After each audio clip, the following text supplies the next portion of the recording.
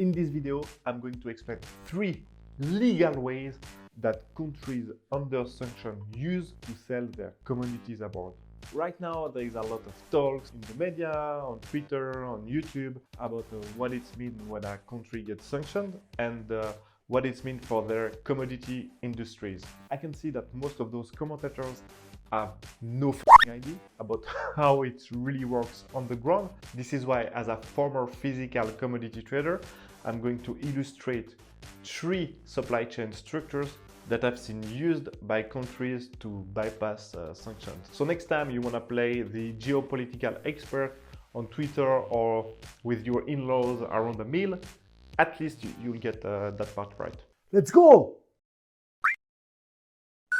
So in some countries, you can take 49% of a commodity from origin A and blend it with 51% of another origin B and have issued a certificate of origin from country B, therefore bypassing any sanction on country A. Also, in the case of a liquid commodity, it's completely possible to blend everything on a tanker. Then it makes the operation really cost efficient.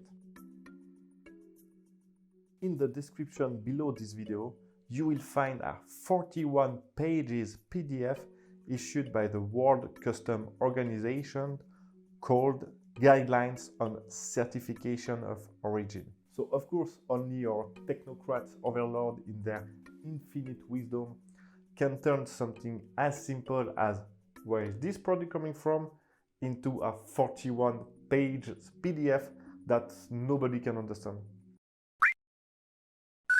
Here it's pretty simple. You ship the commodity to a country that doesn't have sanctions. You process the commodity into an ingredient or any type of other raw materials, like cocoa beans into cocoa powder, metals concentrate into cathode, crude oil into fuel oil, and then you just sell the processed commodity to any country bypassing all the sanctions. Finding another trading partners is the easiest and most straightforward way to bypass sanctions. There are 200 countries or so, and I can assure you that out of those 200 countries, you will find a buyer for your commodities. I mean, North Korea as trading partners, so any other country should be okay.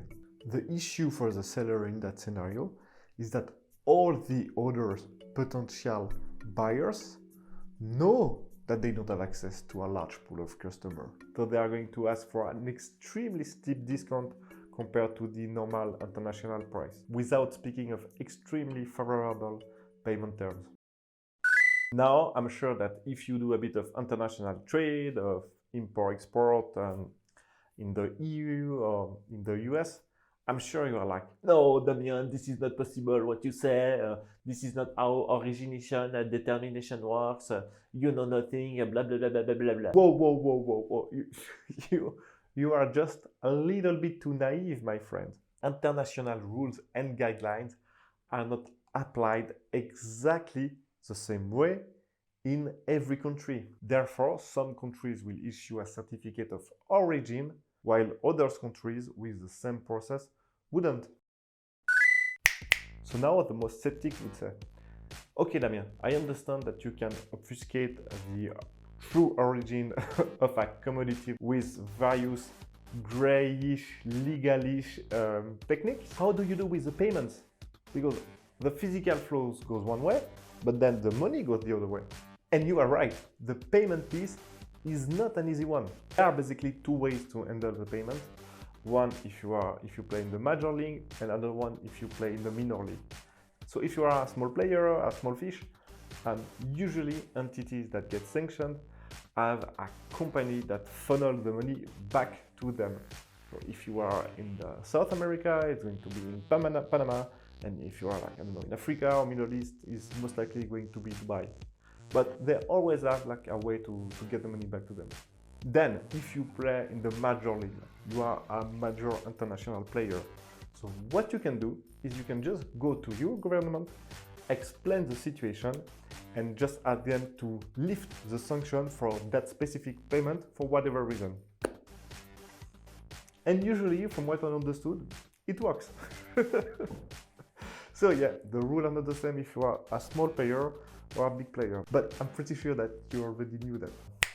So to sum up, sanctions will hardly stop the export of any commodity, but sanctions works well to impoverish a country by making harder and costlier to transact. So this is more a tool to destroy economically a country, and it will never really stop any commodity flowing out. If you learned something in this video, please like the video, and I'll see you in the next one.